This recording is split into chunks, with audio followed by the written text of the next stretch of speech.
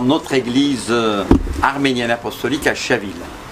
Donc j'étais devant et puis j'ai vu un homme en soutane.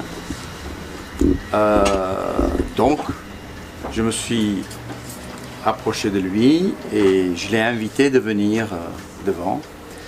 Il est resté derrière, humble, hein, la place du serviteur. Puis après la messe, autour d'un café, nous avons parlé, nous avons sympathisé, nous avons échangé nos numéros de téléphone. Et puis voilà, le résultat c'est que ce soir je me trouve ici pour vous parler de l'Arménie chrétienne. Alors on peut raconter l'histoire de deux manières, depuis ses origines jusqu'à moi, ou à partir de moi qui suis le fruit de cette histoire, remonter aux origines. Alors qu'est-ce que vous préférez? Commençons par les origines. Commençons par les origines. Alors, moi je vais vraiment dire en tant qu'Arménien comment j'ai été élevé, comment on m'a raconté mes origines et comment ce qu'on m'a raconté m'a façonné, moi personnellement, dans ma vie. J'ai vraiment l'immense bonheur d'avoir à mes côtés, professeur Jean-Pierre Mahé, qui est érudit. J'apprendrai beaucoup de lui ce soir moi-même. C'est vraiment un miracle pour moi de l'Esprit Saint qu'il soit là, dernière minute. Je l'ai appelé quelques heures avant la conférence pour qu'il m'amène les livres de Grégoire de Narek qu'il a traduit lui-même. Voilà, pour moi c'est... Sa personne même, pour moi, c'est un miracle, parce que non arménien, il a appris l'arménien classique, l'arménien actuel. Et je dis, quel amour devait l'habiter pour...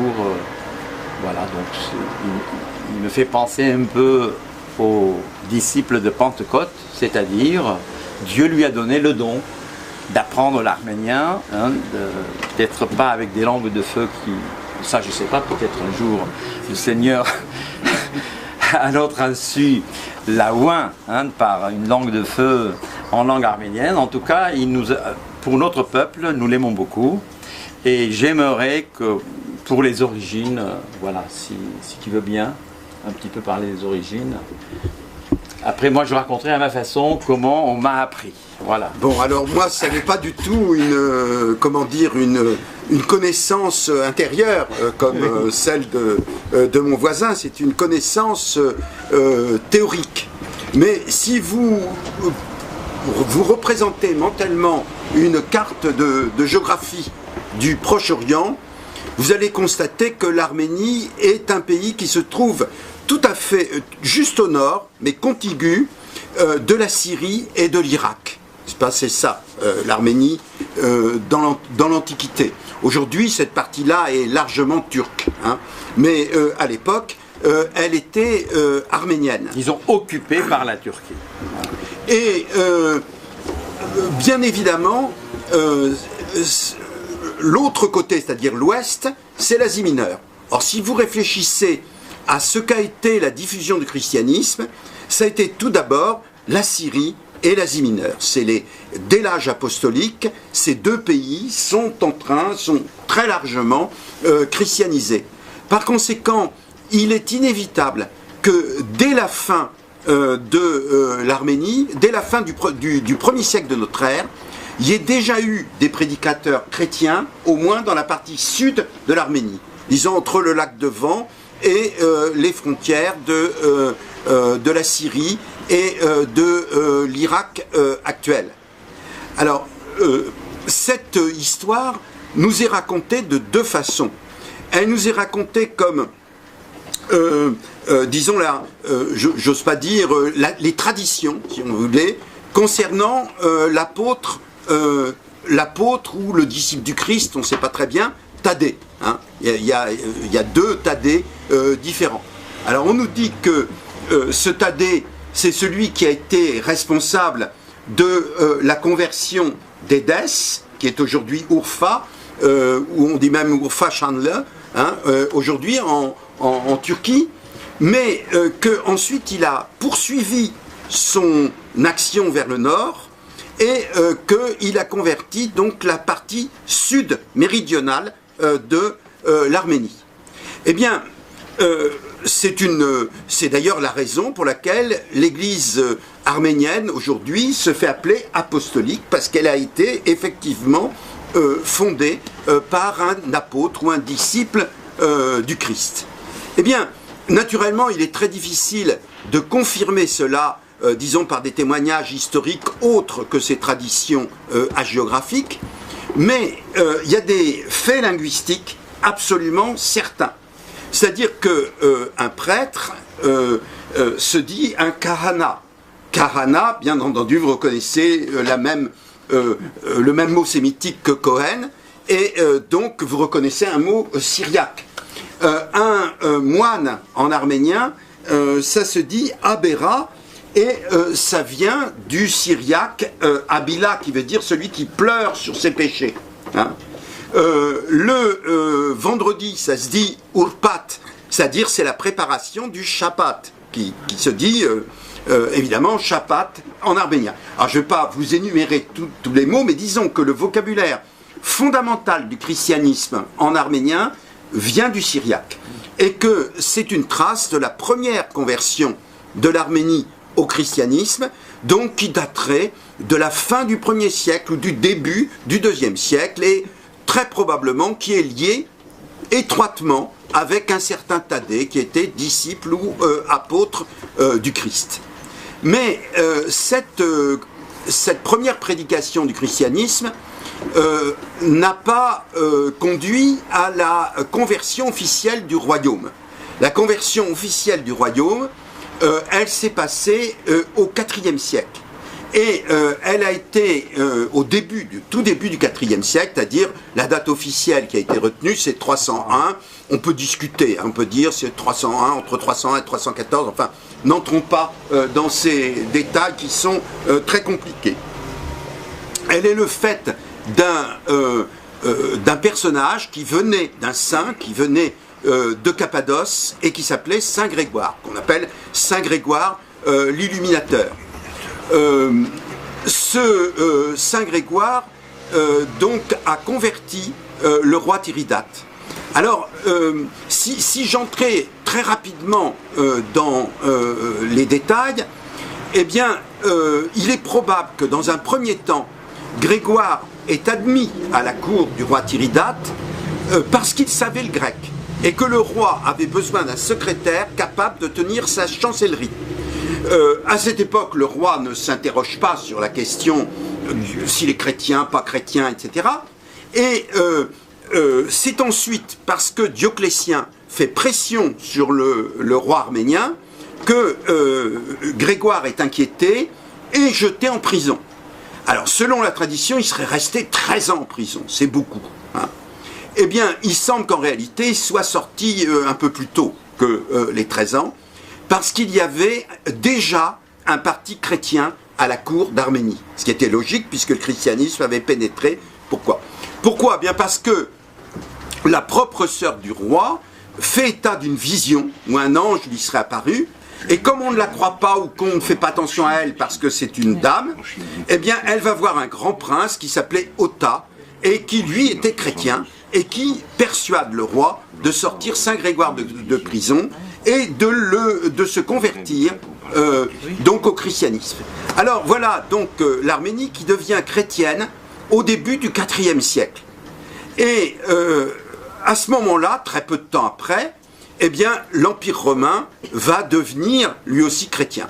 L'édit de tolérance de Constantin date de 313, mais en réalité la victoire définitive de Constantin en Orient date de 324. Vous savez, 325 après le concile de Nicée, et on peut dire la christianisation de l'Empire, la construction des lieux saints, terre sainte, tout ça se passe à cette époque-là. Alors on aurait pu penser que l'Arménie, devenant chrétienne en même temps que l'Empire romain, ou un petit peu avant l'Empire romain, allait couler des jours heureux. C'est le contraire, parce que l'Empire romain était en pleine décadence, à cause de la montée des Perses sassanides, qui voulaient rétablir la véritable religion de Zoroastre. Et donc, l'Empire romain subit défaite sur défaite, Et les Arméniens, à leur tour, vont être envahis par les Perses, et les Perses vont essayer de les convertir de force au zoroastrisme. Et donc, c'est peut-être la 3e génération de chrétiens quand cette chose s'est produite. Et à ce moment-là, eh bien, le christianisme était si fort ancré dans l'Arménie que les Perses ont répondu que plutôt que les Arméniens ont répondu aux Perses, nous n'abandonnerons jamais la religion de nos pères. C'était déjà la religion de leurs pères, alors que ça faisait 3 ou 4 générations qu'ils étaient devenus chrétiens. Et les Perses avaient une force militaire qui était, disons, osons des anachronismes, mais disons presque l'équivalent, si vous voulez, de la force des Américains à l'heure actuelle. C'est-à-dire que en guise de blindés, ils avaient les éléphants de combat, ils avaient des machines de guerre, ils avaient des objets redoutables, qu'ils ont tous dirigés contre les Arméniens, et les Arméniens ont été écrasés, absolument. Le catholicos arménien a canonisé, le chef de l'église arménienne a canonisé d'un seul coup tous ceux qui étaient morts à la bataille contre les Perses, et après ça, les Perses ont commencé à envahir le pays. Et derrière chaque arbre, derrière chaque rocher, il y avait un Arménien qui était prêt à les faire changer d'avis. Et ils ont compris que c'était impossible.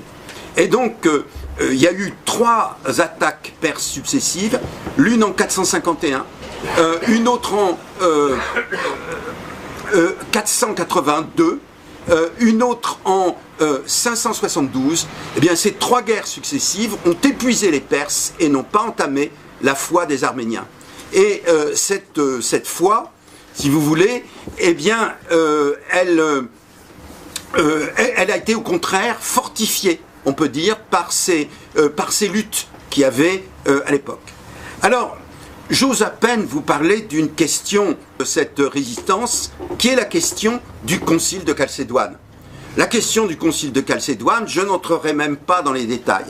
Il s'agit de savoir si le Christ est un à partir de 2 natures, ou s'il est un en 2 natures. Je pourrais vous expliquer le sens que ça avait pour les gens de l'époque, mais disons que ça nous entraînerait trop loin, et ça me paraît presque secondaire à côté du fait que les Arméniens ont gardé le christianisme malgré les énormes pressions déjà qui pesaient contre eux. Et puis, pendant que les Perses et les Byzantins s'épuisaient à se faire la guerre, un 3e larron est sorti. Mon professeur d'arménien me disait il y a 3 choses qui sont impures. C'était qui? C'était Monsieur Fédi, mais c'est une autre personne qui me disait cela. Il me disait il y a 3 choses qui sont impures en arménien. Il y a, le feu des Perses, il y a le sable du désert d'où est sorti, il y a le concile de Chalcédoine, et il y a le sable du désert d'où est sorti l'impur Mahomet. Alors c'est justement des sables du désert que sort Mahomet, et vous savez ce que disent les auteurs arméniens de l'époque. Ils disent Dieu avait condamné les Juifs parce qu'ils avaient tué le Messie, et donc il a donné l'héritage d'Abraham aux chrétiens. Jérusalem est devenue une ville chrétienne. Mais les auteurs du concile de Chalcédoine ont fait pire. Ils ont dit que le Christ avait 2 natures, donc ils l'ont coupé en 2. Et c'est la raison pour laquelle Dieu s'est adressé au 3e fils d'Abraham, qui étaient les Arabes. Et comme les Arméniens étaient les derniers vrais chrétiens qui avaient refusé le concile de Chalcédoine, les Arabes ont passé avec eux un accord de protection. Et grâce à cet accord de protection, ils ont conservé leur religion. C'est-à-dire que les Arabes leur ont permis de construire autant d'églises qu'ils voudraient, se sont interdits toute propagande, et leur ont simplement demandé un tribut et des contingents de cavalerie qui ne pouvaient être engagés dans les conflits que, disons, selon l'avis des princes arméniens, ce qui était une affaire tout à fait légère, si vous comparez à ce qui s'est passé en Égypte, ou bien ce qui s'est passé en Syrie et en Palestine. Alors, ça veut dire que malgré le califat arabe, l'Arménie est restée chrétienne.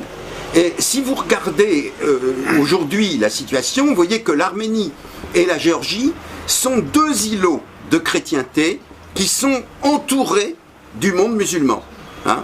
Alors que tous ces pays qui sont autour de l'Arménie et de la Géorgie étaient chrétiens, ils ont été convertis de force à l'islam. Tandis que l'Arménie et la Géorgie, qui étaient du même côté, si je puis dire, à cette époque, eh bien, sont restés chrétiens et le demeurent jusqu'à aujourd'hui. Alors, donc, l'Arménie a pu se débarrasser des Arabes et retrouver son indépendance du Xe au XIe siècle. Et après, c'est la longue série des envahisseurs. Hein, c'est la série, d'abord les Turcs seldjoukides, après ça, les Mongols, après ça, les Turcomans, après ça, les Turcs ottomans, et cette longue période où l'Arménie est une partie, est partagée, disons, 2/3 entre l'Empire ottoman et 1/3 entre l'Empire perse, n'est-ce pas? Et alors, c'était une position qui était tout à fait usante pour les Arméniens, parce que on n'imagine pas le nombre de vexations fiscales, de persécutions quotidiennes qui étaient faites contre eux, et le nombre de procès qui ont été faits à l'égard de très jeunes garçons qu'on voulait convertir de force à l'islam, qu'on a accusés d'apostasie, qui ont été martyrisés par des faux témoignages. Enfin, il y a toutes sortes d'histoires qu'on pourrait raconter à ce sujet. Mais ce qui a conduit à la catastrophe, c'est-à-dire au génocide de 1915 dont on parle vraiment, c'est ce qu'on appelle la question arménienne. La question arménienne est due à l'expansion des puissances occidentales dans l'Empire ottoman, ou aux dépens de l'Empire ottoman. Vous savez que, comme le dit Metternich donc, au congrès de Vienne, il y a un homme malade, nous avons affaire à un homme malade, il ne faudrait pas qu'il parte avant que nous ayons pris des dispositions, et en réalité, il n'arrête pas de,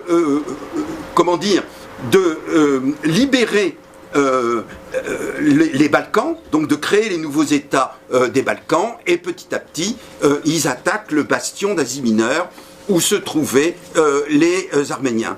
Et le congrès de Berlin en 1878 crée pour la première fois quelque chose qui va être fatal aux Arméniens, c'est-à-dire que il y avait des luttes d'ambition entre la Grande-Bretagne et la Russie. La Russie prétendait libérer l'Arménie, évidemment, pour se rapprocher des détroits. La Grande-Bretagne était contre cette avancée.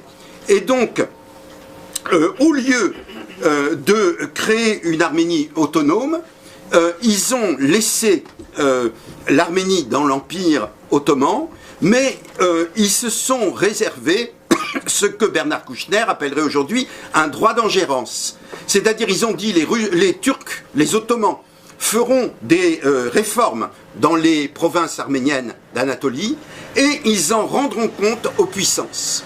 Alors, cette dernière phrase, ils en rendront compte aux puissances, était évidemment un droit de regard des puissances occidentales que les Turcs ne pouvaient pas supporter. Et donc, à partir de 1896, commence une bagarre quasiment quotidienne pour éliminer le maximum d'Arméniens, soit par des assassinats, soit des pillages, en les forçant, les migrations, etc. Et pour installer à leur place, à l'est de l'Anatolie, des populations musulmanes réfugiées des Balkans. Et après la révolution de 1908, les jeunes Turcs vont peu à peu élaborer une stratégie d'élimination totale des Arméniens. Il s'agit de vider entièrement les provinces arméniennes à l'est de l'Asie mineure de leur population arménienne et de confisquer tous les biens qui sont alors répandus dans l'ensemble de l'Empire ottoman des Arméniens. Parce que la modernisation de la Turquie s'est faite essentiellement grâce au savoir-faire des Arméniens. Et donc les Ottomans, en faisant ce génocide, eh bien, ils voulaient faire main basse sur les biens et se débarrasser des personnes pour ne plus avoir à subir les pressions des Occidentaux. Alors, ce génocide a fait 2 500 000 personnes victimes. Après ça, les Occidentaux ont créé la Société des Nations et ils ont accepté comme pierre fondatrice de cette Société des Nations l'exigence de Mustafa Kemal d'interdire le retour aux Arméniens d'Anatolie qui avaient été déportés pendant la guerre. Et donc, la Société des Nations, son premier acte a été de créer 973 000 Arméniens apatrides. Hein. Et pendant ce temps-là, eh bien, il y avait l'ancienne Arménie perse, hein, qui était devenue russe, et à cause de la révolution russe, elle était devenue indépendante. Sur un territoire minuscule, 11 000 km², pas plus, complètement enclavé. Alors, petit à petit, avec l'aide des Alliés, notamment des Anglais, ils ont réussi à augmenter leur territoire à peu près à la mesure actuelle, c'est-à-dire à 28 000 km², ce qui est encore tout petit, on peut dire. Et au moment où cette République arménienne était en train de s'épanouir, eh bien, tout à coup, elle a été attaquée par les Soviétiques, qui se sont alliés à Mustafa Kemal, prise, donc on peut dire, entre, comme on a dit, le marteau bolchevique et l'enclume turc, et elle a été soviétisée de force. Hein. Et évidemment, les persécutions contre les chrétiens n'ont pas été immédiates. Elles ont commencé très fort dans les années 1930. Hein. À partir de 1930, on a interdit le culte, on a fermé toutes les églises, on a déporté et assassiné des prêtres et des évêques, et ça a duré jusqu'à la Deuxième Guerre mondiale. La Deuxième Guerre mondiale, quand Staline a subi les premières grosses défaites devant l'armée nazie, il a fait rechercher le seul évêque qu'il n'avait pas fait étrangler, qui était donc qui s'appelait Gevorg, n'est-ce pas? Et il lui a dit, il l'a amené au Kremlin et il lui a dit: tu vas en Amérique, tu ramasses de l'argent pour armer une division blindée, et je te rends le palais patriarcal et je t'autorise à rouvrir une ou deux églises en Arménie. Ce qui a été fait. Ce qui a été fait. Et après, eh bien, après la victoire, on peut dire que l'Arménie avait, par son sacrifice, parce qu'elle avait à l'époque 1 200 000 habitants, elle en a perdu 300 000 à la guerre. Vous voyez, elle a perdu 300 000 combattants à la guerre sur une population d'1 200 000. Eh bien, grâce à son sacrifice, elle a obtenu de l'Union soviétique une certaine tolérance religieuse. Et je ne veux pas rentrer dans des détails personnels, mais moi je suis venu en Arménie comme lecteur de français en 1975, au temps de Brejnev. Et c'est à ce moment-là que, un beau jour, enfin par hasard, je suis allé dans une église qui s'appelait Saint-Jean et qui était à l'époque derrière un bidonville. Et j'ai participé régulièrement, je veux dire, j'ai assisté régulièrement à la liturgie arménienne. Évidemment, à ce moment-là, j'ai compris ce que c'était que le christianisme arménien, parce que je veux dire que, comme dans toutes les églises orientales, c'est la liturgie. La liturgie, c'est là qu'on apprend, c'est là qu'on vit, c'est là surtout qu'on fait l'expérience essentielle. C'est-à-dire que, vous voyez, les liturgies orientales, je pourrais développer ce point, bien entendu, mais je ne vais pas le faire. Ça ressemble un peu à des simulateurs de vol, comme pour les pilotes. C'est-à-dire que c'est un dispositif qui vous permet d'anticiper les fins dernières. et de mesurer toutes les conséquences invisibles de l'incarnation. Hein, c'est ça, essentiellement, qu'on vit dans la liturgie arménienne.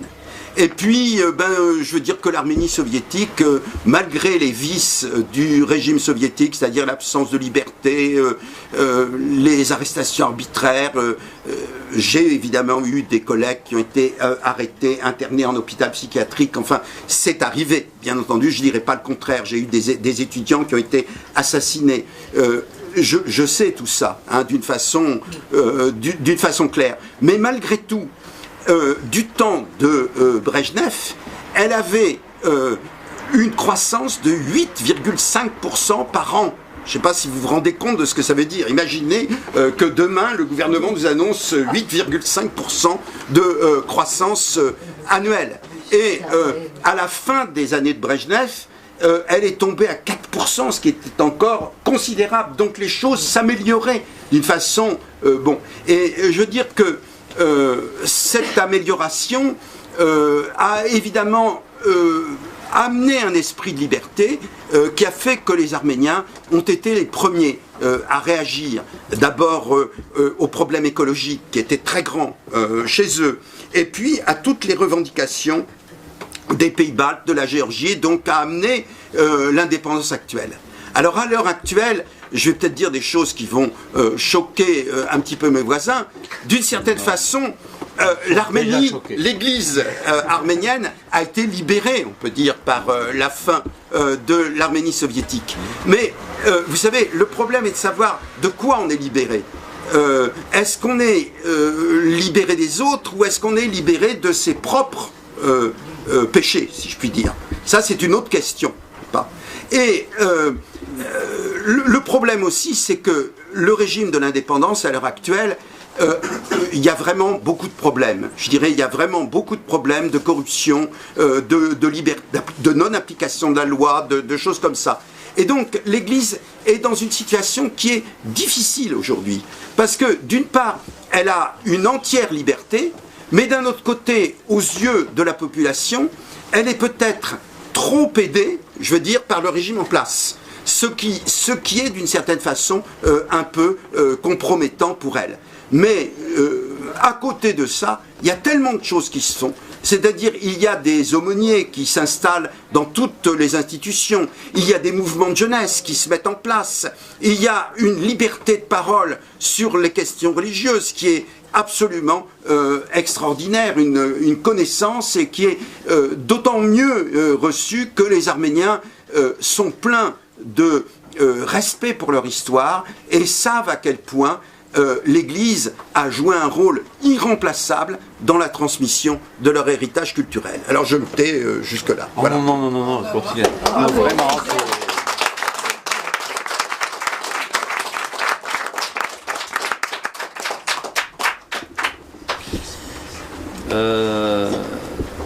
alors, voilà un survol de l'histoire d'Arménie. Alors, je vous demanderai qui de vous accepterait d'être arménien après avoir suivi tout cela. Quel humain aimerait prendre la place de l'arménien? Voilà. C'est moi-même en écoutant mon histoire. Enfin, en France, nous avons quand même eu du génocide, le génocide vendéen qui n'est pas reconnu et qui a laissé cette région exsangue, puisque Napoléon n'a pas trouvé un homme pour pouvoir être dans ses armées. Et il y a la Franche-Comté, c'est pas mieux, etc. etc. Donc on a un lien de parenté avec les Vendéens. Dans le martyr, ça s'appelle. Voilà. Un lien de parenté avec les Vendéens. Oui, non, mais c'est... Sur l'Arménie, si c'est possible de la poser, comment ça se fait, paraît-il, on nous a dit qu'il y a énormément dans un pays qui est chrétien par tradition, comment la secte des témoins de Jéhovah prend une telle importance en Arménie? Bon, je pense qu'on pourra faire une autre soirée pour cela, hein, parce que là, c'est surtout l'Église arménienne, après l'histoire des sectes, bon... C'est pareil en France, c'est pareil partout. Non, mais il y a eu une situation de détresse dont vous ne pouvez pas avoir idée. C'est-à-dire qu'à partir de 1988, hein, rappelez-vous le tremblement de terre c'est la fin 88. Début de 89, c'est un hiver absolument épouvantable, avec, disons, les survivants du tremblement de terre, le blocus, les coupures d'électricité. C'est bien simple. Moi, je suis allé en Arménie pour la dernière fois, je veux dire, à un certain moment, en 89, à la fin 89, avec Madame Simone Veil, parce que on voulait voir le nouveau gouvernement qui était en train de se mettre en place. Et ensuite, je ne suis pas revenu avant 93. 93, ça allait déjà un petit peu mieux. Hein. Il y avait déjà un peu d'ordre qui s'était rétabli. Mais alors, j'ai revu des gens que je connaissais depuis 25 ans. J'ai cru qu'ils sortaient de camp. C'est-à-dire, d'abord, j'avais beaucoup d'amis qui étaient morts. Et certains, on peut dire, de froid et de faim. Hein. Et ceux que j'ai vus, je ne les reconnaissais pas tellement, ils avaient changé. Alors, dans ces périodes de grande détresse, si vous voulez, certaines missions, je ne veux pas dire sectaires, mais enfin, différentes espèces de missions américaines, avec des moyens matériels très importants, ont pris avantage de la détresse des gens, et il y a eu des ralliements. Mais le problème est de savoir, si vous voulez, si le gouvernement actuel de la République pouvait se déshonorer en employant les méthodes soviétiques de nouveau, c'est-à-dire en coffrant tous les gens qui faisaient de la propagande. Ils ne l'ont pas fait, et bien évidemment c'est quelque chose qui a pesé lourd, hein, dans la suite de l'histoire. Oui, donc je disais, hein, vraiment d'entendre son propre histoire par un Français, bon, beaucoup de peuples qui ont souffert, parfois ils se sont demandé pourquoi ils font partie encore de ce peuple. Par exemple, un chrétien qu'on va assassiner, il peut renier le Christ. On peut aussi renier, je dirais, demain, on va vous mettre le revolver sur les tempes en disant, voilà, vous renoncez d'être français. Je dirais, cette domination de l'homme sur l'homme, c'est pas uniquement au niveau religieux. C'est toujours l'homme n'a pas supporté que l'autre soit différent de lui et ne soit pas soumis à lui. Donc ça fait partie de la nature humaine. Maintenant, moi en tant qu'Arménien, tout ce que je sais, c'est que notre ancêtre Haïk, c'est... Voilà, tu pourrais raconter les légendes de Haïk et Bel? Oh, c'est une, oui. Disons, c'est une légende qui se greffe sur l'histoire de la tour de Babel. C'est-à-dire que Bel, c'est Babylone, personnifiée. C'est un tyran qui règne en Mésopotamie, où est née la civilisation, et à cette époque, la terre est encore peuplée de géants. Alors il essaye de forcer tous les géants à l'aider à construire sa tour, hein, de Mésopotamie, qui est évidemment un acte d'orgueil, et de toute façon qui n'a été construite que par des moyens tyranniques. Et donc Haïk, qui est l'ancêtre des Arméniens, refuse d'obéir, et il part vers les hautes montagnes, c'est-à-dire vers l'Arménie. Et là, il va s'installer donc sur les hauts plateaux d'Arménie et résister autant qu'il le peut à Bel. Bel arme une armée innombrable et il se lance dans la bagarre. Et alors à ce moment-là, Haïk, décide de ne pas lui livrer le combat, mais d'attendre le moment favorable pour l'attaquer seul avec son arc. Et juste au bon moment, il décoche sa flèche et donc il tue le géant Bel et il remporte la victoire. Et c'est, dit-on, l'origine d'Arménie. Et si vous voulez, c'est quelque chose qui est très profond comme histoire sur le caractère des Arméniens. C'est-à-dire que je pense que le tir à l'arc, c'était le début de l'instruction, si je puis dire, dans l'Arménie très, très antique. Parce que vous voyez, celui qui combat avec l'épée, avec le sabre, il se jette dans la mêlée sans trop réfléchir à ce qu'il fait, tandis que le tir à l'arc, c'est celui qui sait patienter, qui sait attendre, qui sait guetter le bon moment et agir à coup sûr. Qui sait viser. Oui, il sait viser. Hein, donc c'est une très belle légende arménienne. Enfin, elle recoupe David et Goliath. Voilà.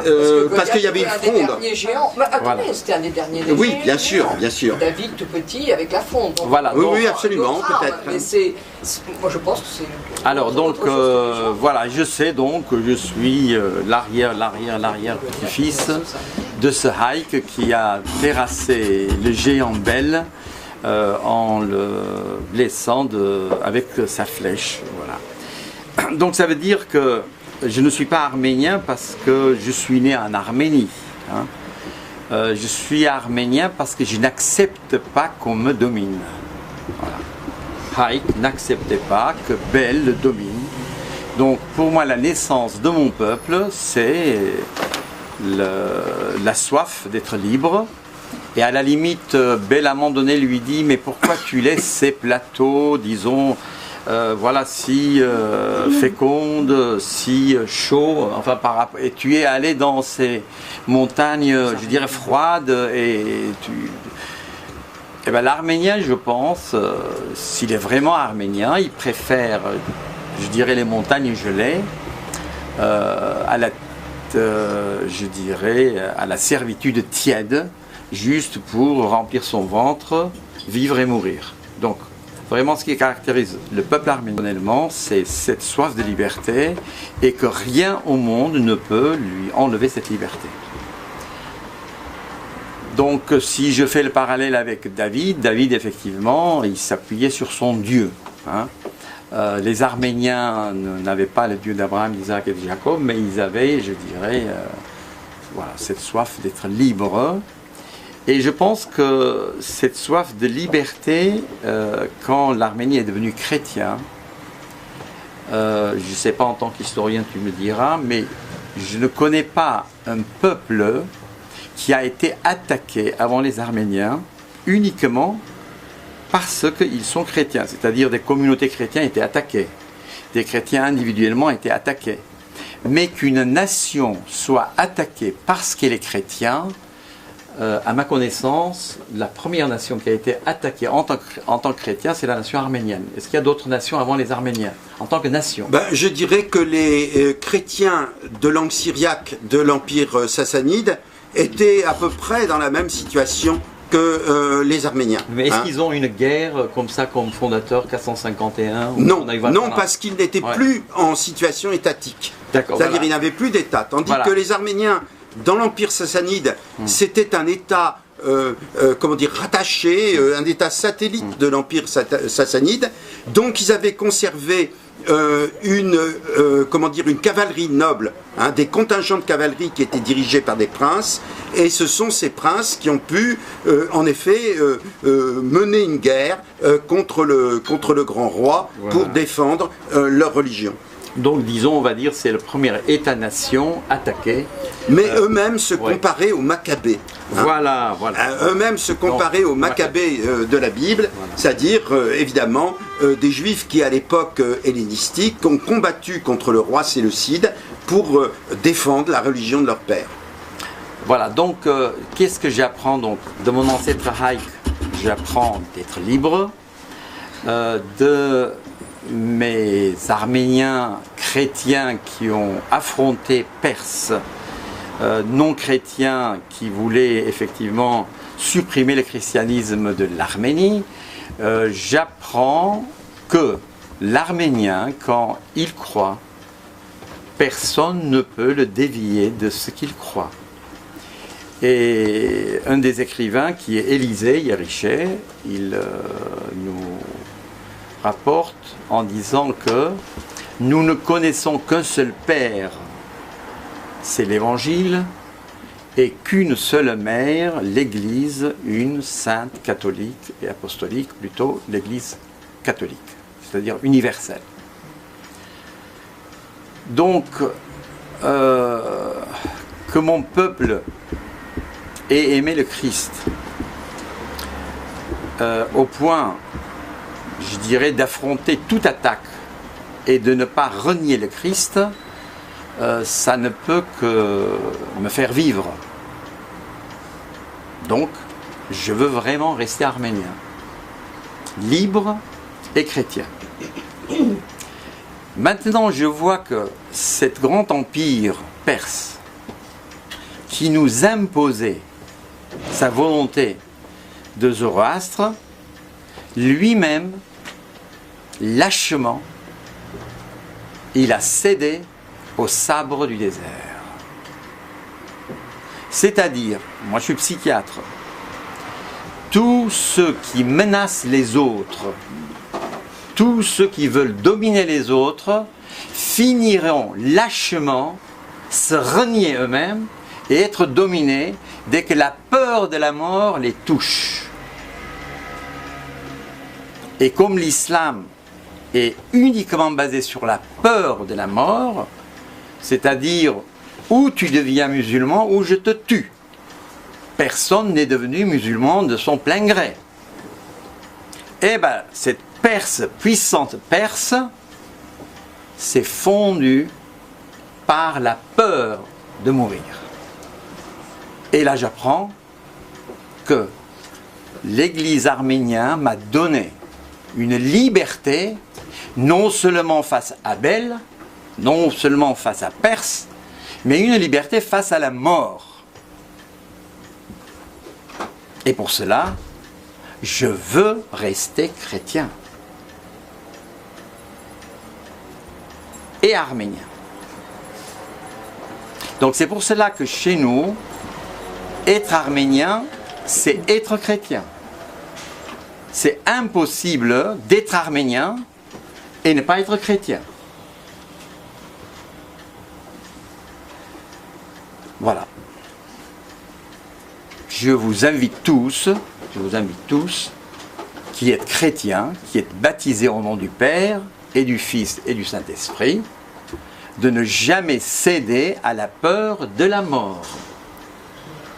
La mort par l'islam, la mort par les athées, qui effectivement actuellement, ils attaquent les églises chrétiennes. Je dirais les médias qui n'arrêtent pas d'attaquer le christianisme. Voilà, tout cela, un chrétien est habitué à être attaqué, à être persécuté. Mais le chrétien, il sait par le Christ lui-même qu'il a vaincu le monde. Donc il n'y a que les lâches qui veulent imposer leurs lois ou qui vont créer des lois pour s'imposer aux autres. La liberté chrétienne, c'est vraiment l'avenir, pour moi, de l'humanité. L'homme, pour moi, ne peut être homme que s'il est libre. Mais comment puis-je être libre quand ma propre nature est enclin à la servitude? C'est-à-dire par mon cerveau reptilien, par mon cerveau animal, je suis programmé soit pour dominer, soit pour être dominé. C'est la loi au niveau végétal, c'est-à-dire une plante envahissante va prendre la place des autres plantes. C'est la loi au niveau des animaux, problème de territoire. Et c'est la loi aussi au niveau des humains animaux, pas encore humains. Et toutes les guerres ne sont que, je dirais, cette loi biologique de base qui vont envahir le terrain. Et Christ est venu pour nous arracher à cette, je dirais, loi aveugle d'envahir et de nous donner le royaume dont le langage est autre que le langage que nous, Arméniens chrétiens, nous avons connu tout au long de l'histoire. Alors si nous avons tenu, c'est grâce, voilà, je vais vous lire ce livre traduit par notre cher ami professeur Jean-Pierre Mahé. Et moi-même, par exemple, je suis le petit-fils de mon grand-père, c'est-à-dire le père de mon père, dont toute la famille, 17 personnes, ont été égorgées pour ne pas avoir accepté de renier le Christ.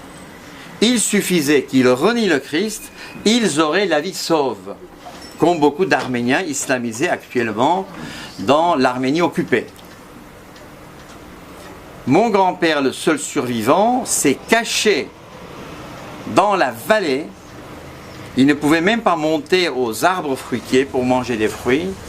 Pendant 6 mois, il n'a mangé que de l'herbe. Je suis le petit-fils d'un Arménien chrétien qui n'a vécu qu'en mangeant de l'herbe pendant 6 mois.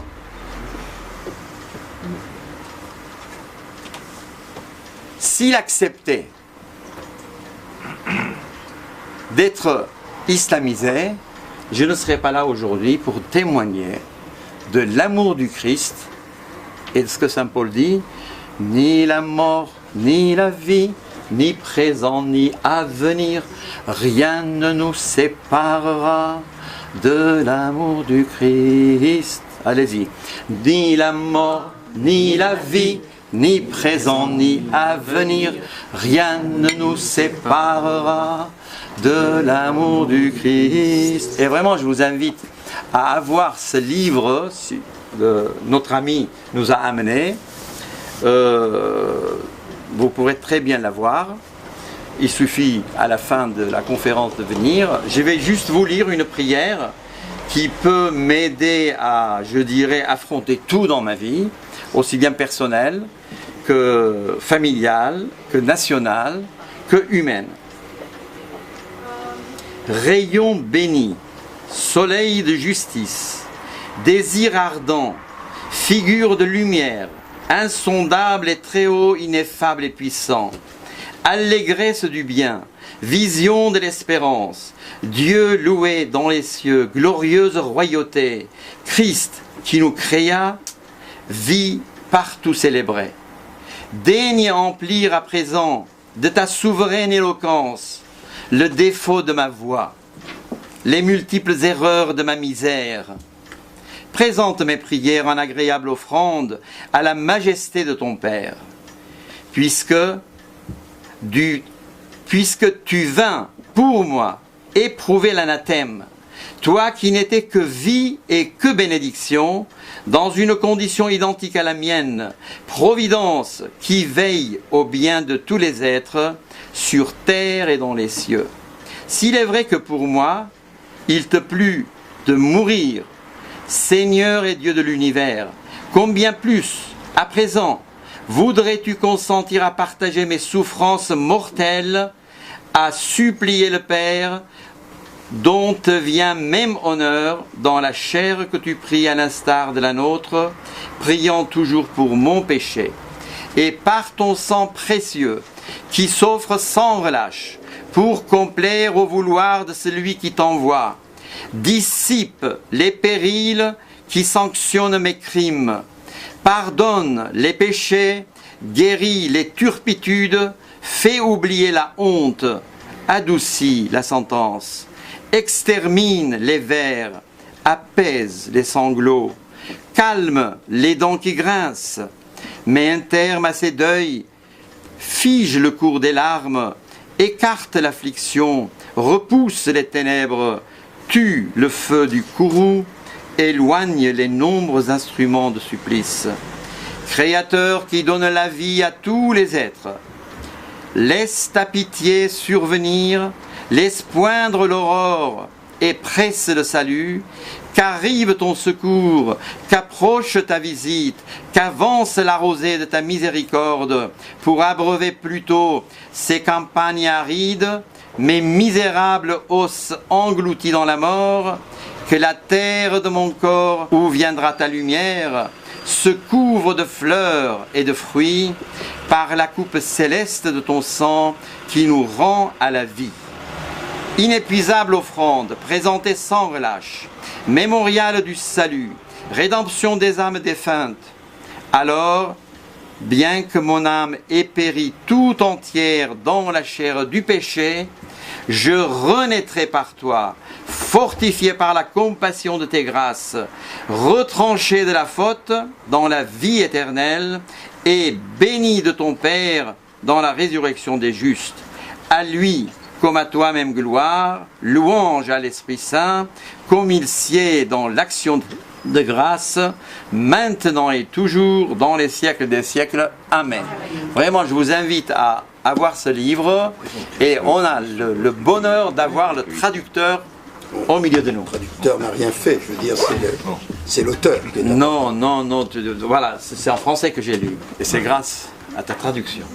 Il y a un deuxième livre, Trésor des fêtes, hymnes et odes de Grégoire de Narec. En tout cas, à la fin, vous pouvez vous rapprocher. Et voilà. Donc maintenant, notre... Pour clôturer. Alors,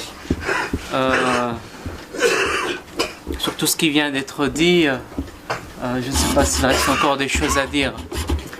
Simplement, nous avons évoqué l'histoire d'un peuple qui a subi des changements. Mais malgré les souffrances, les labeurs et les changements qui se produisaient autour d'elle, c'est un peuple qui a su rester ancré dans sa culture, tout en étant capable de recevoir la bonne nouvelle de l'Évangile et de connaître et d'espérer et de glorifier le vrai Dieu. Alors, quand on parle de souffrance, aujourd'hui, certains de nos frères et sœurs chrétiens souffrent parce qu'ils sont chrétiens, et même actuellement, des chrétiens sont persécutés physiquement, certains perdent leur vie dans le Moyen-Orient. Et puis des chrétiens persécutés aussi dans les pays qui se disent libres, qui se prônent des pays très humanitaires, défendant la liberté et la démocratie. Je connais beaucoup de chrétiens qui, vivant dans nos pays civilisés,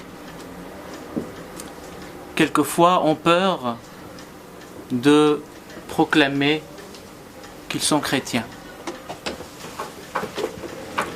Pour certains, ce serait même une honte de dire qu'ils sont chrétiens. Mais quel message passer à tous ceux qui endurent des souffrances à cause du nom du Christ? Tout simplement, lorsqu'on va à la rencontre du Christ, ou que lorsque le Christ vient à notre rencontre, soit parce que nous sommes des enfants de chrétiens, soit parce que notre vie nous a amenés à rencontrer un chrétien qui a été capable de nous inviter sur le chemin du Christ. Et lorsque nous faisons le choix de suivre le Christ, eh bien, nous faisons le choix de vivre sa parole, d'être en accord avec sa parole, d'être en accord avec les évangiles. Il ne s'agit pas simplement de recevoir le baptême, mais de rester fidèle au baptême en restant fidèle à la parole transmise par les évangiles. Et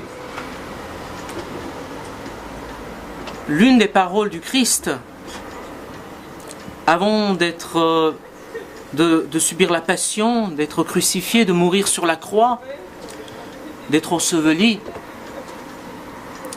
c'était de dire à ses disciples, de les préparer, de les prévenir. Si le monde m'a haï, ne soyez pas étonnés qu'il vous haïsse, vous aussi. Si le monde m'a persécuté, si le monde m'a tué, ne soyez pas étonnés que vous aussi vous soyez poursuivis, persécutés, emprisonnés, tués. Et véritablement vivre le miracle du Christ, que le Christ le fait en chacun de nos vies, c'est au moment où justement nous subissons des persécutions. C'est là que notre foi véritablement est mise à l'épreuve. Celui qui me suit devra prendre sa croix sur son épaule et me suivre. Ce n'est pas simple. Et après tout ce qui vient de vous être raconté sur l'histoire du peuple arménien, certains disent « Nous ne croyons pas au miracle ». Eh bien pour moi, Christ accomplit des miracles jusqu'à aujourd'hui. Il accomplit des miracles pour les plus faibles. Christ n'est pas venu pour les puissants. Il est venu pour les plus faibles, les rejetés, les exclus. Et véritablement, la force que donne le Christ aux faibles dépasse toutes les puissances, toutes les forces que ce monde peut offrir à un homme. Christ a été enseveli, mais 3 jours après, il a ressuscité. Et en tant que chrétien, notre foi est fondée sur la bonne nouvelle de cette résurrection. Cette victoire sur la mort. La mort, qui est l'ordre de Dieu pour l'humanité. Une humanité qui a sombré dans l'orgueil et qui a perdu toute sa gloire et qui a osé transgresser le seul commandement de Dieu, de ne pas transgresser son commandement.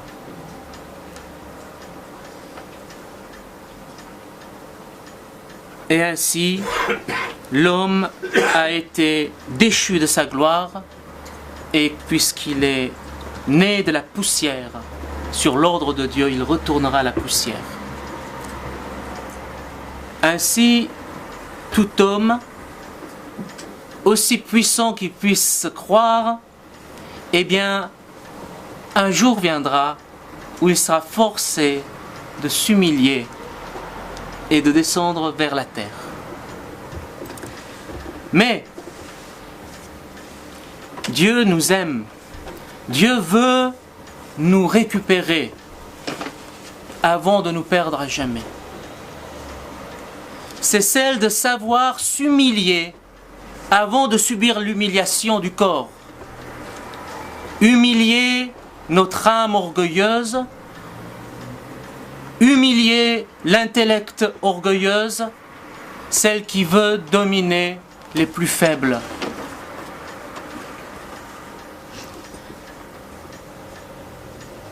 Et déjà, nous sommes dans la victoire de la résurrection du Christ.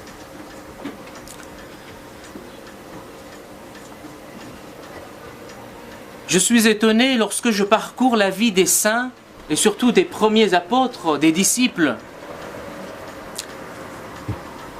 En particulier Saint Thaddée et Saint Barthélemy, des apôtres du Christ qui sont partis vers les pays de l'Asie, et en particulier Saint Thaddée qui finalement devait rester en Arménie. Imaginez quelques-uns qui ont connu le Christ, qui ont vécu avec le Christ. Quelle force devait-il avoir pour que ces quelques-uns aient la force, malgré qu'ils soient persécutés par leur propre peuple? N'oublions pas que les apôtres sont juifs et que une partie du peuple juif les persécutait déjà dans leur propre pays. eh bien, ont eu cette force d'aller vers des pays complètement étrangers pour annoncer la bonne nouvelle du royaume de Dieu. Je ne connais aucun puissant de ce monde qui aura eu cette force d'un individu, de simples individus, Saint Pierre, Simon, qui avait peur, même jusqu'au dernier moment, lâchement, il a renié le Christ 3 fois, alors que tant qu'il avait le Christ, mais je serai là pour te défendre. Eh bien, lâchement, au moment de la passion, il a renié le Christ. Comment cet homme, d'un coup, va aller vers Rome et faire trembler Rome? Eh bien, c'est la force du Saint-Esprit. C'est l'Esprit Saint qui œuvre. C'est l'Esprit Saint qui œuvre à ce que l'humanité puisse accueillir la bonne nouvelle. Et qui donne la force à ceux qui l'ont déjà accueilli à transmettre l'héritage du Dieu vivant.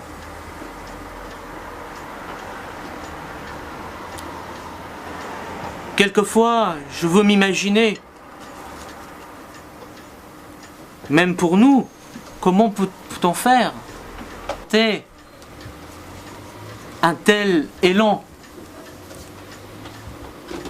D'ailleurs, Saint Paul nous rappelle son voyage en Asie où il pensait même ne plus conserver la vie, mais cela pour qu'ils ne mettent pas leur confiance en eux-mêmes, mais en celui qui est capable de ressusciter les morts.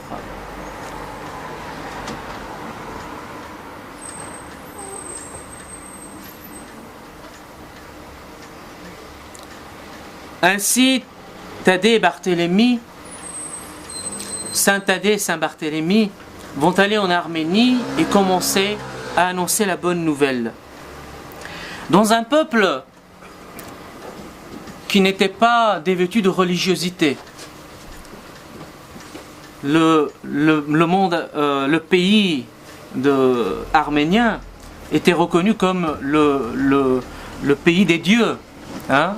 Il y avait beaucoup de divinités et il était connu pour ses divinités.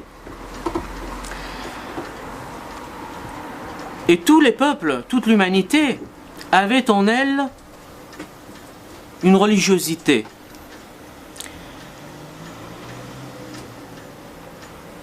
Tout homme, au fond, recherche la vérité de Dieu.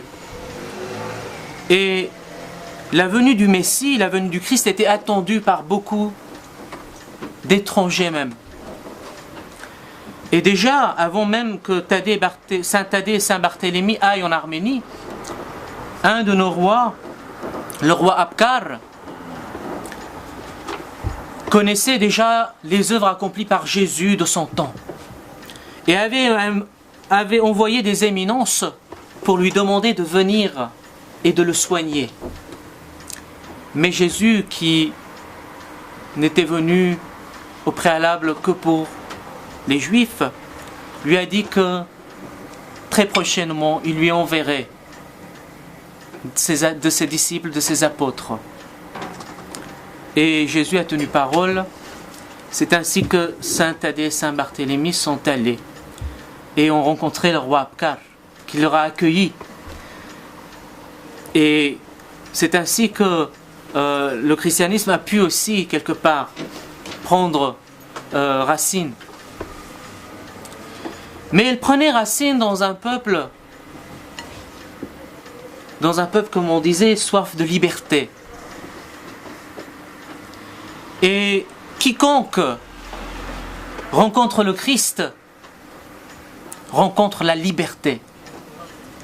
Christ vient nous libérer de l'esclavage du péché.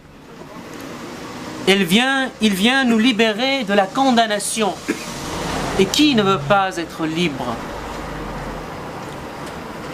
Eh bien, le peuple arménien qui avait cette soif de liberté, eh bien, a su voir dans le visage du Christ le Messie libérateur, celui qui les libérait de l'esclavage du péché. Et le grand péché, c'était d'ignorer le Dieu véritable et de s'adonner à la création de leurs propres mains, au faux Dieu. Petit à petit, donc, ces Arméniens déjà assoiffés du Christ vont l'accueillir. Les puissants, par contre, eux, qui ont du mal à lâcher prise de toutes les gloires humaines qu'ils ont, vont quelque part s'opposer à cause justement du pouvoir. Que Dieu nous garde du pouvoir et de ceux qui veulent exercer le pouvoir au sein même de l'Église.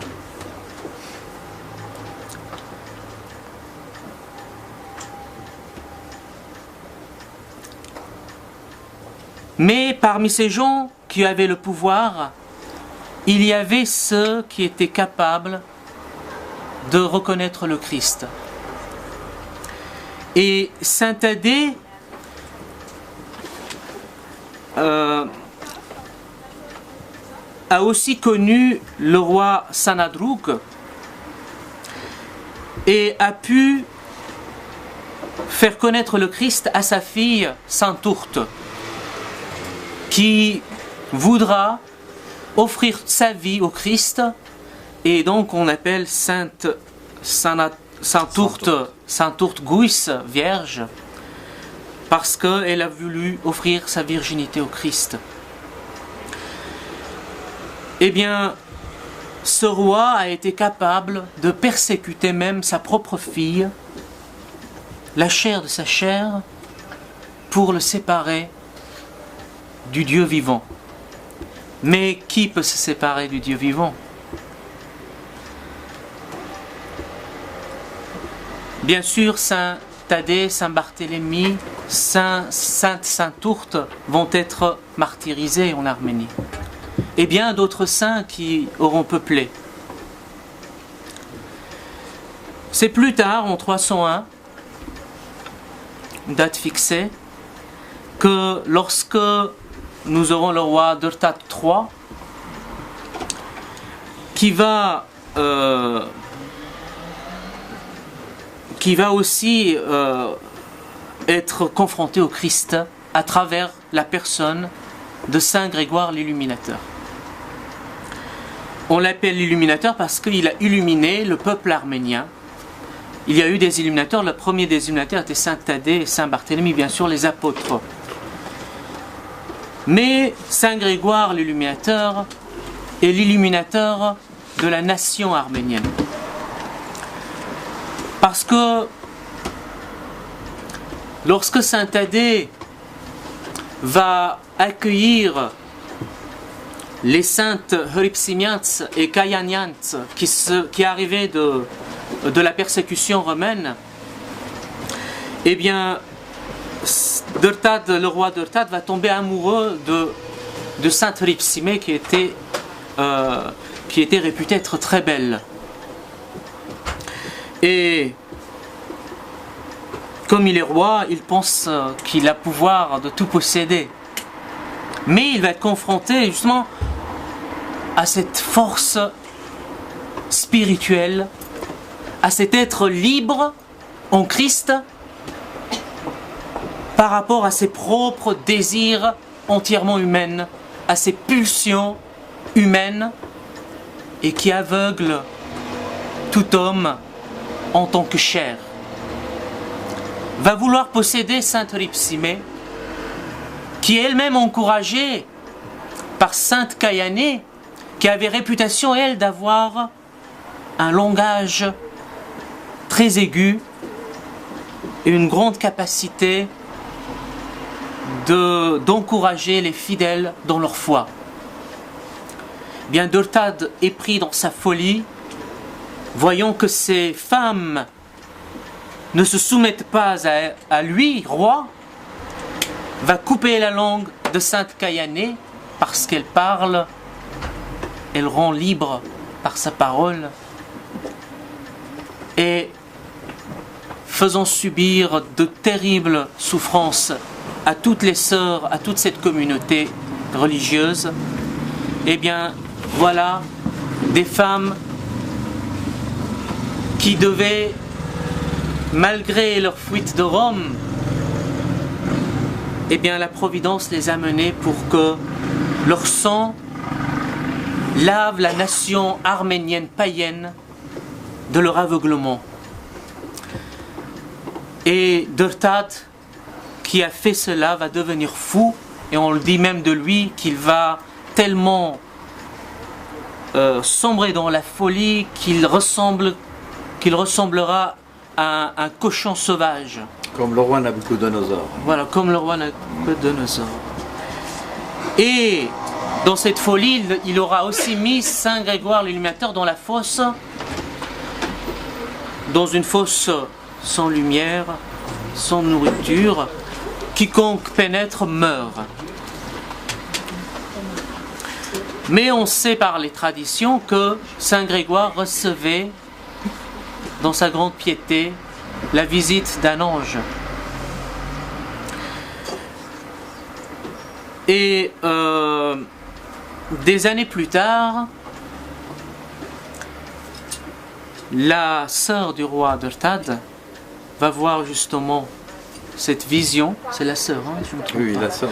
La sœur du roi Dortad va voir cette vision que Grégoire est vivant et il est le seul capable de guérir le roi Dortad de sa maladie.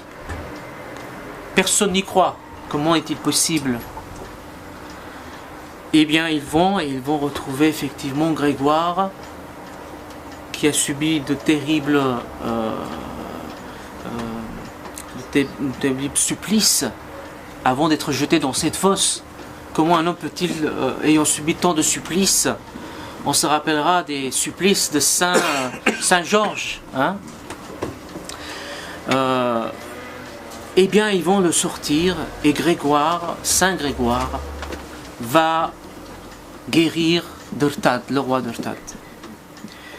Une fois qu'il guérit le roi Dortad, le roi est illuminé et sort des ténèbres, du paganisme, des ténèbres de l'animosité, et va demander à recevoir le baptême, et va aussi demander, comme tout le monde était témoin de ce qui venait de se passer,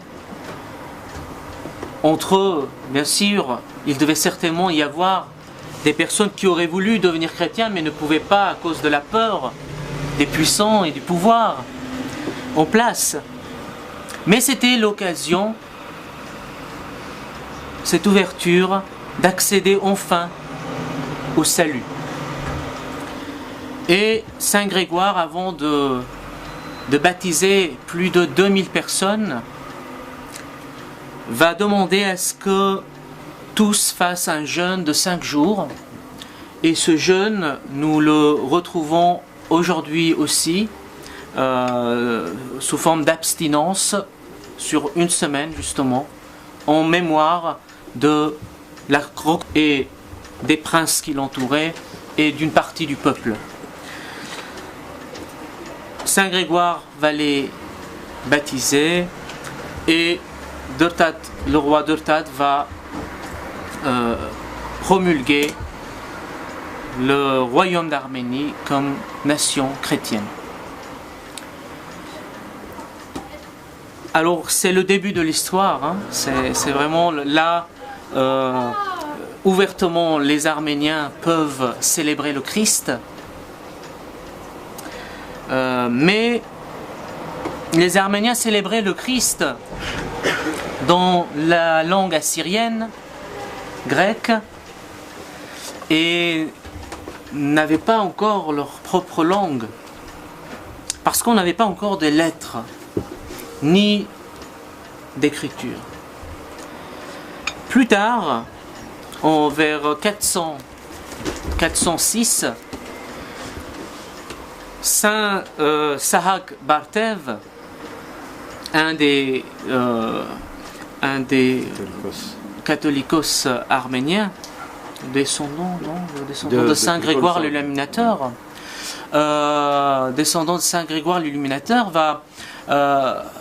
vont œuvrer, travailler avec Saint Mesrop Mashtots, un moine et d'autres moines qui entouraient Saint Mesrop, pour construire la langue, l'alphabet arménien, et puis ériger l'écriture arménienne. Mais pour quelle raison? Il y avait un moteur pour se lancer dans cet grand ouvrage. Eh bien, c'était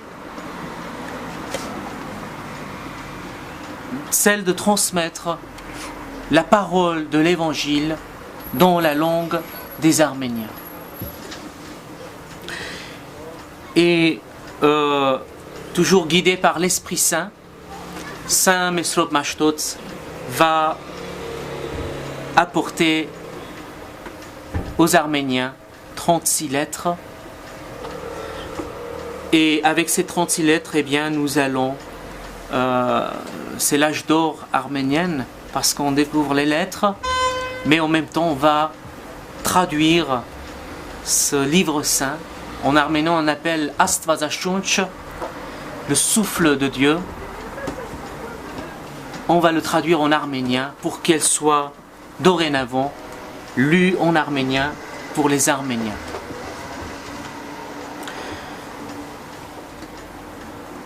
Et à peine nous avons réussi à avoir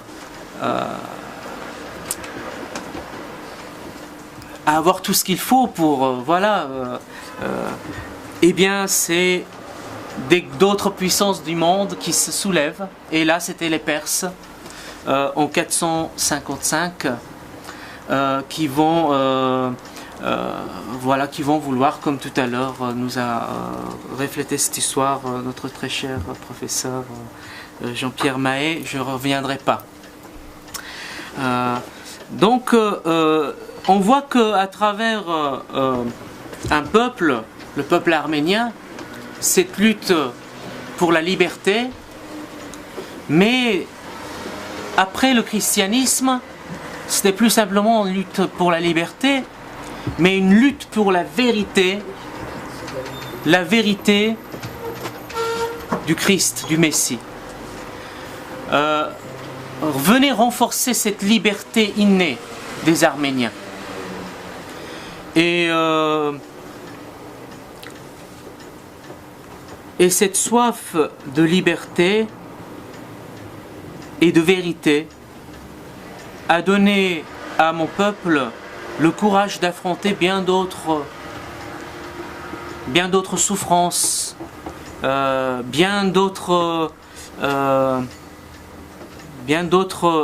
forces de désespoir qui seraient confrontées à de telles pertes, à de tels supplices, désespérer vite. Mais on voit bien ici la force de la foi et la victoire du Christ dans tous les temps. Je suis avec vous jusqu'à la fin du monde. Eh bien, on le ressent à travers ce peuple qui a marché aux côtés du Christ, qui a porté sa croix sur son épaule. Aujourd'hui, tout à l'heure, Madame, vous disiez pourquoi dans cette Arménie les témoins de Jéhovah et d'autres sectes ont pris tellement place. On connaît très bien la démarche sectaire, c'est de s'attaquer aux faibles. Hein? Leurs proies sont les faibles, et ceux qui sont justement privés par avance. Le régime soviétique a rendu une bonne partie du peuple coupé du christianisme, de leur Église. Il faut dire que lorsque le Saint-Siège Etchmiadzin a été restitué, il n'y avait que trois pères qui étaient là. Et aujourd'hui, je suis content de voir le Saint-Siège Etchmiadzin renouvelé, qui a connu des constructions et qui prépare des centaines de prêtres par an. Mais il ne faut pas oublier toujours, il ne faut pas oublier que le monde a haï notre maître et elle nous haït toujours.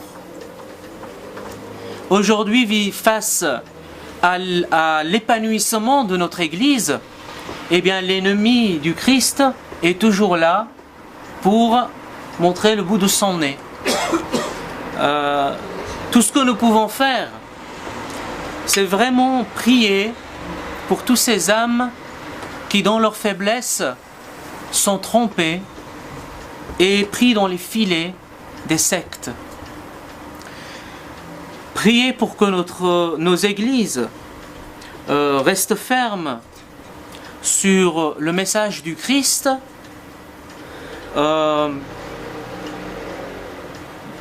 ce Christ, mon roi, mon sauveur, qui n'est pas venu pour les richesses de ce monde, pour les puissants. Toujours se souvenir en tant que chrétien, il est venu pour moi, misérable pécheur, le dernier des derniers. Il m'a tendu la main, il m'a retiré de ma boue, des profondeurs de mes ténèbres. Nous sommes tous proies aux ténèbres et à la boue humaine si nous lâchons la main du Christ. Nous sommes comme Saint Pierre qui a voulu marcher aux côtés du Christ sur la mer, susceptible un court instant de défaillir dans la foi et de sombrer dans les eaux. Et Christ est toujours là. Pourquoi manques-tu de foi ?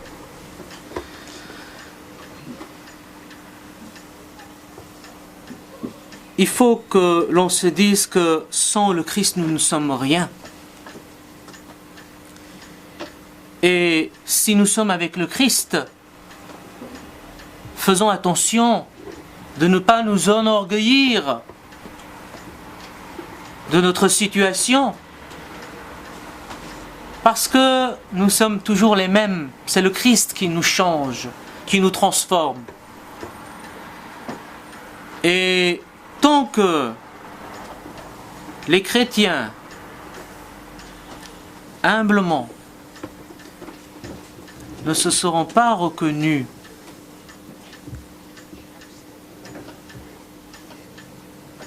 dans des sauvés par le Christ, ils risquent à tout moment de sombrer dans l'orgueil et dans cet orgueil de faire le contraire de ce que le Christ veut de nous. C'est pour ça, par ailleurs, que l'Église, en se laissant pénétrer par les pouvoirs humains, pour certains enorgueillis par leur force spirituelle, eh bien de créer, pour certains enorgueillis par leur intellect, leurs intelligences théologiques, eh bien ont été source de division. Division du Christ. Mais le Christ est toujours victorieux. Il est toujours un.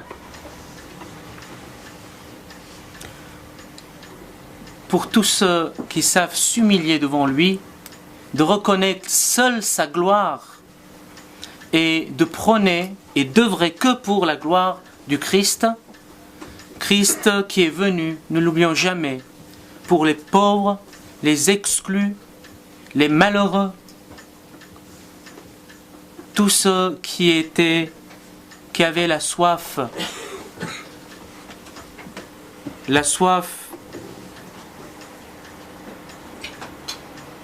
d'être reconnus dans le visage de notre Créateur, reconnus en tant qu'image de Dieu. Et Christ vient nous relever à l'image de Dieu. Il est le seul capable de nous relever à cette image de Dieu. Il nous a montré le chemin, c'est le chemin de la souffrance. Et c'est là sa force.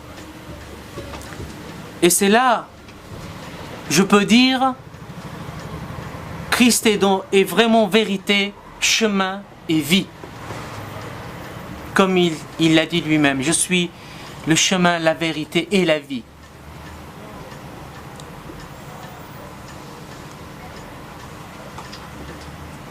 Parce que n'est pas venu sacrifier les hommes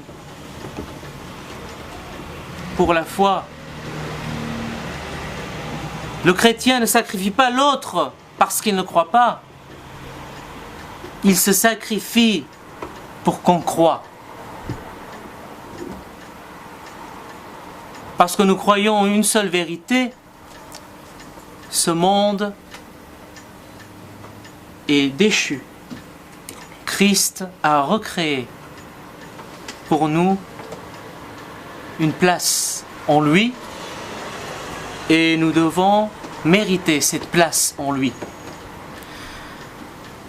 Eh bien, nous devrions, en tant que chrétiens, selon la parole qu'il nous a transmise, toujours œuvrer pour le bien, sachant quelquefois oublier sa personne, mettre de côté ce que l'on est pour laisser la place un peu aux autres, pour qu'ils retrouvent aussi leur place en Christ. Voilà tout ce que je peux dire. Christ accomplit des miracles et il en accomplira, car Christ, hier, aujourd'hui et demain, toujours semblable à lui-même. Amen. Amen. Alors nous sommes dans le temps des fêtes de la croix. Hein. Nous avons 4 fêtes de la croix. La découverte de la croix. La découverte de la croix. L'exaltation de la croix. La croix de Saint-Varac. La croix de Saint-Varac. Et la découverte de la croix. Non, la croix qui s'est... l'apparition de la croix à Jérusalem. Voilà, donc nous sommes dans la suite de la croix. Alors je chanterai un chant de la croix pour que l'on n'oublie jamais que puisque nous portons sur nos torses la croix, c'est pour nous rappeler le crucifié, celui qui a donné sa vie pour nous sur cette croix. Et de ne pas oublier que nous, en tant que porteurs de cette croix, eh bien, nous devons être à même capables de donner notre vie pour nos semblables. Voilà. Donc je vais chanter un chant pour la croix. Zorution sur prachi. Donc faire confiance au signe glorieux de la croix, faire confiance à la victoire de notre Seigneur et espérer à la résurrection. Voilà. Okay. Alors je vais me lever pour chanter. Hein. Vous pouvez vous lever aussi si vous le voulez. Zorutio sur paciko Christos vorganknetseri pergutiun ashari sabahestes mes amenain portutene Կազիսմա բարձրացար Աստված, և իսմա հեղերս պատվագա սուր զարույթ, սաբահես ցեզ մեզ, ամենայն փորձութենե, Փառքոր և որդվո և օգվույն սրբո, այժմ և միշտ և հավիտյանս հավիտենից ամեն։ Եվ ըսքո մյուս անգամ, ըսքալուստըտ նշանավ խաչիկո, ցուցեր աշխարի, սաբահես ցեզ մեզ, ամենայն փորձութենե։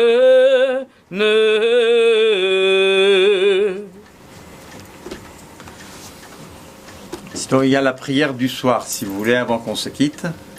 Donc, de Saint Grégoire de Narek. Asseyez-vous, parce qu'on va se préparer à être bercé par les anges. Dieu éternel, bienfaiteur tout-puissant, qui créa la lumière, donna forme à la nuit, vie dans la mort, jour dans les ténèbres, espoir pour les fidèles, patience pour ceux qui doutent, habile en tout, par l'art de ta sagesse, tu transformes en aurore les ombres du trépas. Aube sans crépuscule, soleil sans déclin, les voiles de la nuit défaillent à couvrir ton éclat souverain, devant qui fléchit tout genou, tout vivant se prosterne dans les cieux, sur la terre et dans l'empire des morts. Tu entends le soupir des captifs, tu considères la prière des humbles, tu agrées leurs requêtes. Mon Dieu est mon roi, ma vie est mon refuge, mon espoir et ma certitude, Jésus-Christ, Dieu de l'univers, Saint qui repose en l'âme des saints, consolation des peines, rémission des péchés, qui sait tout, même avant qu'il ne soit. Dépêche la vigueur de ton bras protecteur, délivre-moi des craintes de la nuit, du démon malfaisant, permets-moi d'embrasser toujours des lèvres de l'esprit, des aspirations de mon âme, le souvenir très saint de ton nom redoutable, afin que moi aussi je vive en sûreté comme ceux qui t'implorent de tout leur cœur. De signes de ta croix que tu as rénové, et en la baignant du sang de ta divinité, tu nous as baptisés des grâces d'adoption, tu nous as façonnés à ta glorieuse image, daigne par la vertu de ces faveurs divines, couvrir Satan de honte, anéantir ses pièges, abolir ses embûches, vaincre ses combattants, émousser ses armes tranchantes, écarter ses brouillards, dissiper ses ténèbres, éloigner ses vapeurs. Que ton bras nous protège, que ta dextre nous scelle, car tu es pitoyable et miséricordieux, ton nom est prononcé sur tous tes serviteurs. Reçois avec le Père, avec ton Esprit Saint, gloire et domination dans les siècles des siècles. Amen. Et bonne nuit. Oui. Hein? Non, c'est la prière. Il me reste à vous remercier. Inspiré, bien sûr. Il me reste à vous remercier de ce témoignage de foi. Et il est bon, et c'est pour ça que cette année, il y a eu tout un cycle sur les églises apostoliques, dont certaines sont confrontées aux persécutions, que ce soit les Coptes, les Chaldéens, les Arméniens. Il y a une fraîcheur et une force dans la confession du nom du Christ, que nous, occidentaux, minés par le libéralisme et le relativisme, nous sommes plus capables. Nous préférons les droits de l'homme ou la démocratie au Christ. Donc il est bon de faire notre examen de conscience, du moins si on veut garder notre identité de Français, de chrétiens, d'Européens. et avoir le souci aussi de l'unité de l'Église, des églises apostoliques, et de faire nôtre cette prière du Christ lui-même, ut unum sint, qu'il soit un. Lundi prochain, le thème de la conférence, qui complète par certains côtés celles qui ont précédé, sera le catholicisme et l'orthodoxie face au mythe du progrès, ou en d'autres termes, au relativisme.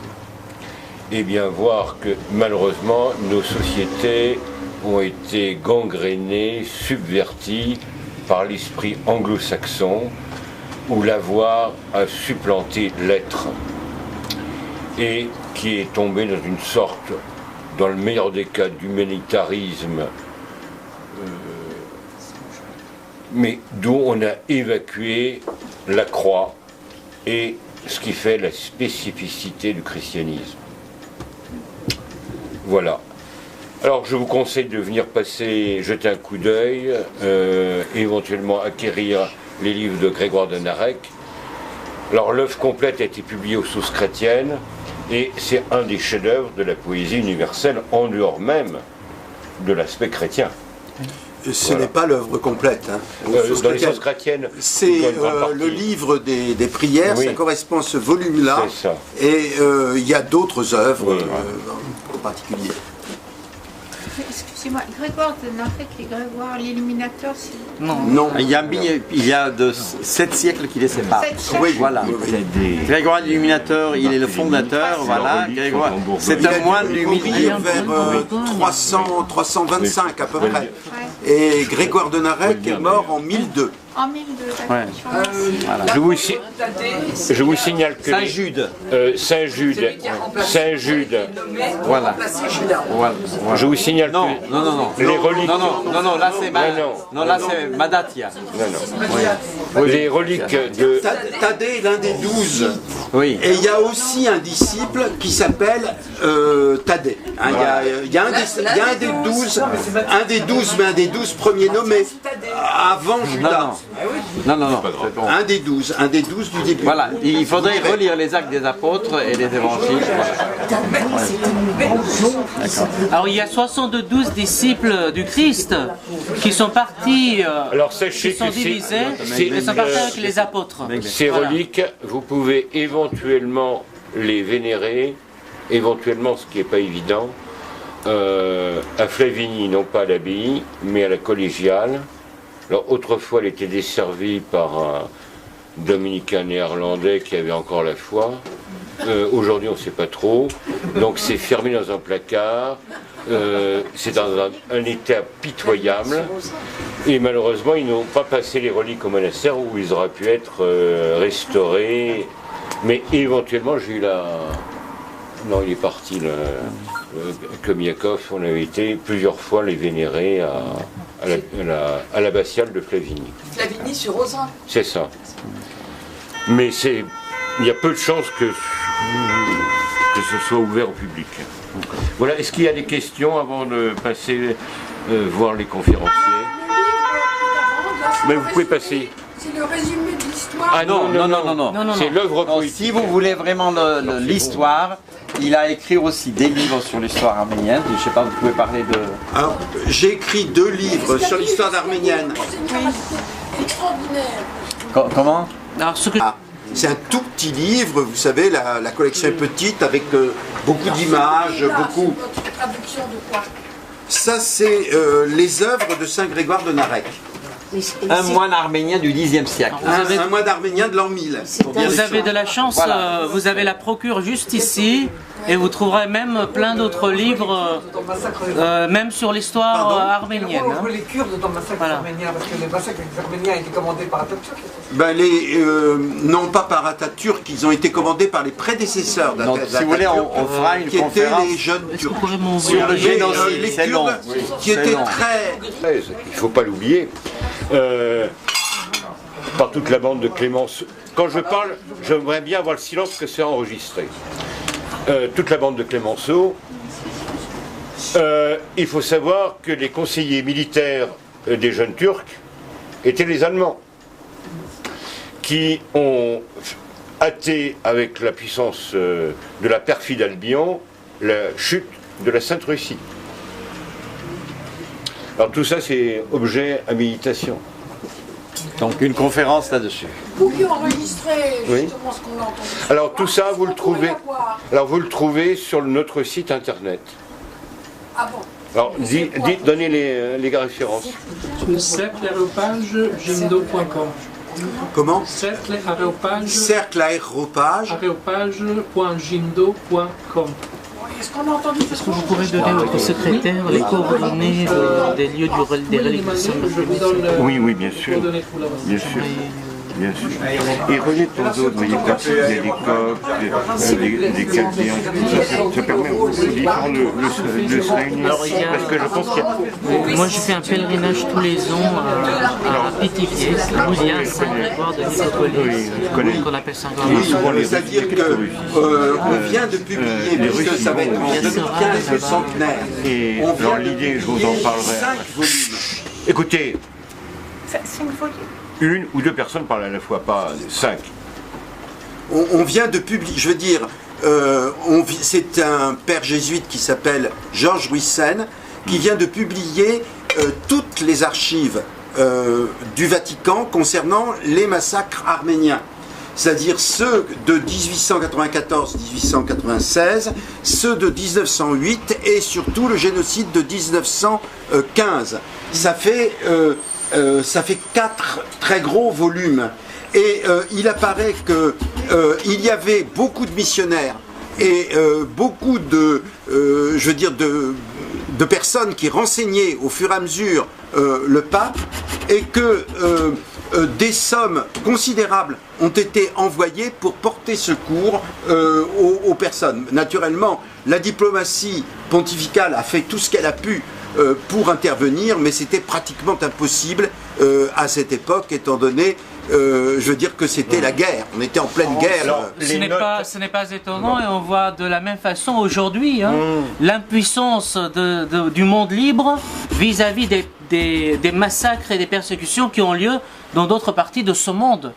Quelque part, même justement, l'inaction, c'est la complicité. Alors, sachez que pour le massacre des Arméniens, on a les notes qui s'étaient publiées il y a quelque temps de l'ambassadeur allemand qui était horrifié de la complicité des attachés militaires. Le premier, von Wangenheim, était plutôt complice de ces massacres. Mais par la suite, il a été remplacé par quelqu'un qui avait des positions entièrement opposées. Il y a aussi l'ambassade américaine qui a... Oui, Morgenthau. En tout cas, pour moi, Grégoire Denarec est un sommet au-dessus de la poubelle humaine. Voilà, donc un fleur de lys qui... Alors, écoutez, vous passez le voir. Donc, 10 € chaque volume. Alors, soit vous passez prendre éventuellement les autres. J'ai dit à mon ami, si personne ne prend, je prends tout. Alors, venez voir les conférenciers et prendre contact. Et je vous invite éventuellement